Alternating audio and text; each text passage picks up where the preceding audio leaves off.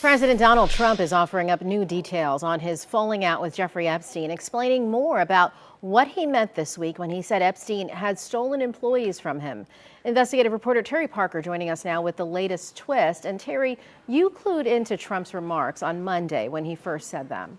I did, Felicia. You know, I've been covering President Trump and Epstein both for many, many years. And so I was surprised when on Monday, Trump casually offered up this new explanation about why he ended his long friendship with Epstein back around 2004.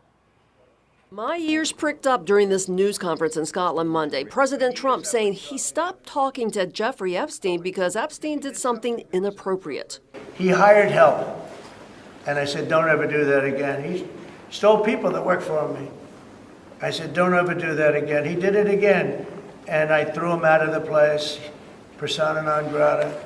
I threw him out, and that was it. Trump apparently talking about Mar-a-Lago. I was so surprised to hear this new explanation that I posted this on X right then.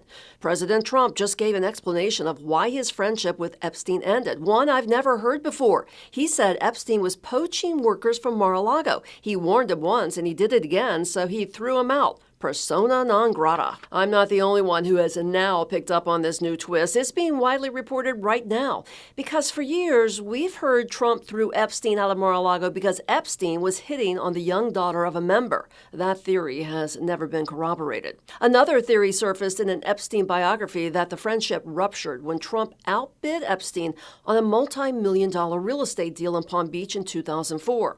And just last week, the White House said Trump ended it because Epstein was a creep. Yesterday on Air Force One, Trump clarified his remarks about who those workers were that Epstein stole. He took people, and because he took people, I said, don't do it anymore. You know, they work for me. And he took, beyond that, he took some others. And once he did that, that was the end of him. I didn't like, when they steal people, I don't like it. When Trump was asked if some of the employees were young women, he said yes. He also indicated that one of them might have been Virginia Giuffre. You'll recall that Giuffre was working at Mar-a-Lago, and then Ghislaine Maxwell hired her away to work for Epstein.